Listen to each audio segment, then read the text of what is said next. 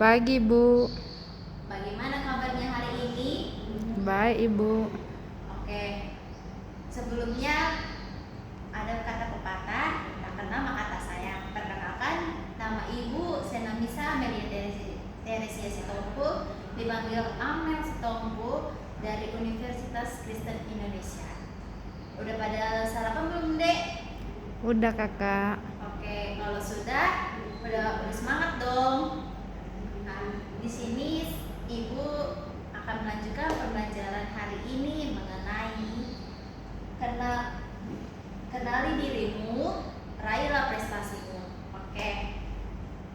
Ada yang tahu tidak apa itu mengenal diri? Tidak tahu, Kakak. Oke, kalau tidak tahu, saya jelaskan ya, apa itu mengenal diri.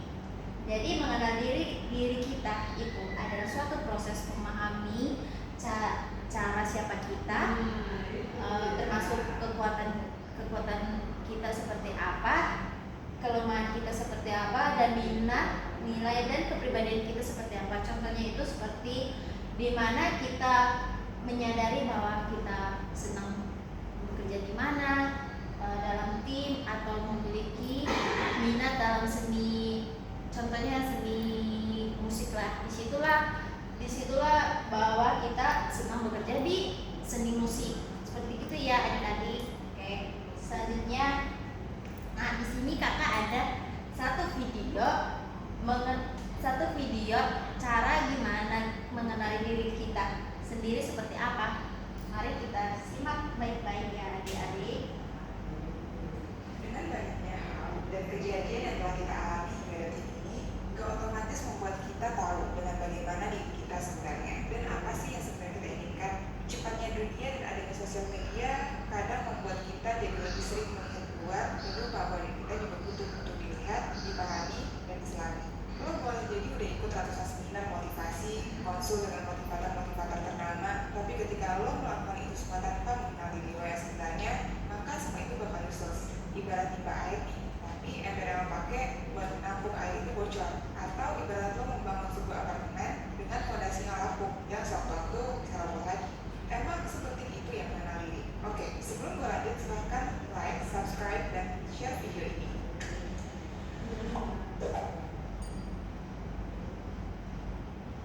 Kenapa sih penting mengenal diri? Proses mengenal diri adalah hal paling basic yang harus terus lo lakukan dalam hidup. Kenapa bisa gitu? Karena dengan mengenal diri lo sendiri, maka lo akan tahu bahwa lo ini orang yang seperti apa, kepribadian lo itu gimana, apa hal yang lo suka dan gak lo suka. Lo juga bakal lebih tahu kekuatan diri yang bisa lo gunakan saat menghadapi masalah atau ketika lo lagi rentan. Dan pada akhirnya lo akan lebih mudah menerima diri lo. Selain itu, mengenal diri juga akan membuat lo gak mudah diri dengan pencapaian orang lain. Karena semata-mata lo tahu bahwa setiap orang punya karakteristik yang beda-beda. Lo akan paham betul bagaimana karakteristik diri lo paham bahwa kehidupan orang lain yang kelihatannya lebih keren itu ternyata gak cocok dengan value yang lo anut, dan lo akan ngerti bahwa ibarat bintang-bintang di langit, setiap orang bersinar dengan caranya sendiri. Dan pada akhirnya lo akan lebih mudah merasa bahagia, puas, dan bersyukur dengan kehidupan yang lo jalani saat ini. Nah, apa yang terjadi ketika lo gak mengenal diri lo sendiri? Yang terjadi adalah lo akan lebih rentan ketika dihadapkan dengan masalah. Hati lo lebih bergejolak dan emosi lo jadi gak stabil. Kok bisa? Contoh umumnya tuh gini.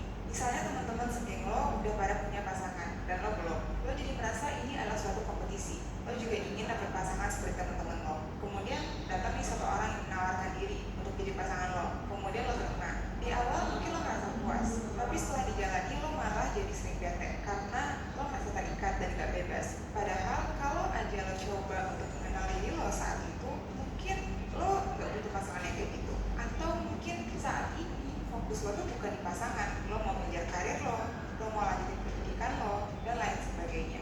Nah, hal kayak gini, kesalahan kayak gini bisa kita hindari kalau kita lebih kenal sama diri kita sendiri. Nah, jadi apa sih yang harus dilakuin? Ini nih yang sering jadi jebakan Batman di zaman sekarang. Ya, kita tuh terperangkap dengan ambisi-ambisi pribadi atau ambisi-ambisi yang kita ciptakan karena lingkungan sosial kita yang membuat kita tuh seakan-akan kita harus terus jalan, kita tuh nggak boleh pelan, kita tuh harus cepat dan lain sebagainya. Padahal it's okay loh kalau lo mau berhenti dan coba diam dan lakukan perjalanan ke dalam diri lo. Mungkin lo akan mulai dari hal kecil seperti hobi gue adalah berenang, makanan kesukaan gue adalah cumi, minuman kesukaan gue adalah kopi. kemudian lo terus menyelam lebih jauh dan ada hal-hal yang lebih esensial untuk lo kenali dari diri lo sendiri. Misalkan tujuan hidup lo apa, atau mungkin hal yang paling membuat lo bahagia. Satu poin penting dalam melakukan perjalanan ini adalah lo harus jujur dan lo harus terima bahwa bisa jadi ada satu sisi dari diri lo yang lo gak suka banget dan ingin lo ubah tapi belum kesampaian hingga saat ini. Dan terima juga kalau lo punya sisi positif yang mungkin selama ini orang udah sering bilang ke lo, tapi lo selalu nganggapnya enggak gitu. Jadi apapun yang lo temukan dalam proses ini, terima dulu. Terima kalau itu adalah bagian dari diri lo. Jadi kita harus mulai dari mana sih? Dari sekian banyak hal yang harus lo kenal dari diri lo sendiri. Apa sih hal yang paling esensial untuk lo kenali? Pertama, personality atau kepribadian lo. Lo itu orangnya gimana sih? Terutama saat lo lagi sendiri, di saat lo lagi sama keluarga, di saat lo sama teman-teman, dan di saat lo berada di kerumunan orang asing.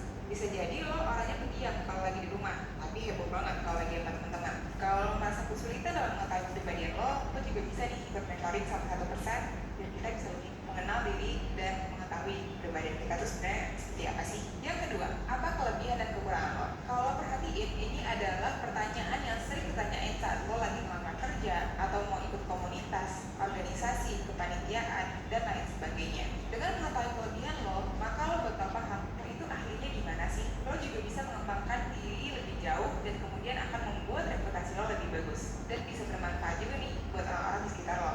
Dan juga dengan mengetahui apa kekurangan lo, maka lo bakal tahu apa persisnya yang harus dibenahi dari diri lo. Sesulit apa sih untuk membenahinya dan bagaimana cara untuk melakukannya. Sehingga ketika orang lain menjudge lo buruk, lo nggak bakal denial, nggak berdebat, nggak marah. Karena lo memang tahu dan mengakui kalau lo orangnya memang seperti itu. Dan lo lagi berprogres nih untuk bisa meningkatkan diri lo. Yang ketiga, value utama yang lo anut. Apa aja nilai dan prinsip yang lo anut? Karena prinsip dan value inilah yang paling berdampak dalam proses lo mengambil keputusan, dalam menyelesaikan konflik, berkomunikasi dengan orang lain, dan lain sebagainya. Jadi jangan berusaha terlalu keras untuk nemuin satu hal penting di hidup lo, karena mungkin lo punyanya banyak. Yang harus lo lakukan adalah lo list dulu nih semua value-value itu dan pikir habis itu lo bisa cari yang paling dekat sama hati lo yang mana sih.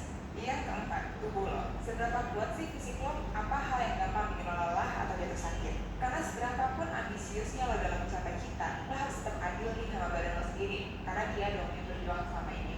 Lo harus memenuhi haknya untuk mendapatkan nutrisi yang cukup dan memenuhi apa yang dibebankan ke dia. Setidaknya hari ini dia masih bernafas, masih berdetak, masih memberi lo kesempatan untuk hidup setidaknya 1 hari lagi. Yang kelima, tujuan hidup, cita-cita, dan skala prioritas lo. Di dunia yang sementara ini, apa sih hal yang benar-benar pengen lo capai? Dalam arti kata, bisa membuat hidup lo bermakna. Nah, dengan mengetahui apa tujuan hidup lo kemudian bakal otomatis tahu mana hal yang masuk dalam list prioritas lo dan mana yang enggak. Tapi perlu diingat, untuk mencapai itu semua, tentunya lo butuh perencanaan dan butuh konsistensi. Jadi, lo harus juga nih mengenal diri lo tipikal orang yang seperti apa dalam melakukan pekerjaan, sehingga lo bisa sampai ke tujuan hidup lo tersebut. Sebenarnya masih banyak hal lagi yang perlu lo pahami dari diri lo. Mungkin tentang perasaan lo, apa yang bikin lo sedih, apa yang bikin lo marah, apa yang bikin lo bahagia, dan lain sebagainya. Tapi itu mungkin akan panjang lagi tuh bahasanya. Layaknya pernikahan yang sering disebut-sebut sebagai proses mengenal pasangan seumur hidup, begitupun juga dengan mengenal diri lo sendiri. Ini bakal jadi proses yang sangat panjang banget. Jadi jangan pernah mikir kayak, oke, gue orangnya gini, dan lo akan selalu kayak gitu. Karena pengalaman lo akan terus bertambah, dunia akan terus berkembang, dan itu akan menentukan lo menjadi orang seperti apa dan membentuk lo menjadi pribadi yang seperti apa. Jadi proses mengenal diri ini harus lo lakukan secara kontinu. Sesederhana menyediakan 5-15 menit setiap harinya untuk melihat ke dalam diri lo. Semoga dengan lo mengenal diri sendiri bisa membuat lo setidaknya 1% lebih mudah dalam menjalani hidup ke depannya. Dan kalau lo kebingungan dengan semua proses mengenal diri ini, lo juga bisa ikut mentoring dengan 1% untuk menemukan sebenarnya lo dirinya seperti apa sih. Gue Putri, jangan lupa bahagia. Oke, kesimpulan kan. Jadi dari kesimpulan video yang tadi itu dijelaskan. Jadi kita harus tahu di mana diri kita, kelebihan kita untuk mencapai suatu tujuan, di mana kelebihan kita dan bisa untuk tercapai di masa depan nanti ya. Seperti itulah yang tadi ya. Oke, next. Nah, di situ kan udah jelasin kan. Tapi di slide ini mengapa harus kita mengenal diri? Jadi yang pertama itu kita untuk membantu menentukan tujuan hidup kita ke arah kemana tujuan arah kita itu, untuk bisa membantu menentukan tujuan arah hidup kita ke depannya seperti apa. Nah, yang kedua meningkatkan rasa percaya diri. Jadi kita harus bisa meningkat rasa percaya diri kita, bahwa kita harus siap untuk menghadapi rasa percaya diri untuk kedepannya. Yang ketiga itu meningkatkan hubungan sosial. Jadi maksudnya meningkatkan hubungan sosial itu kita harus meningkatkan hubungan sosial itu seperti kita harus jadi hubungan sosial yang dibilang yang sehat sama temannya.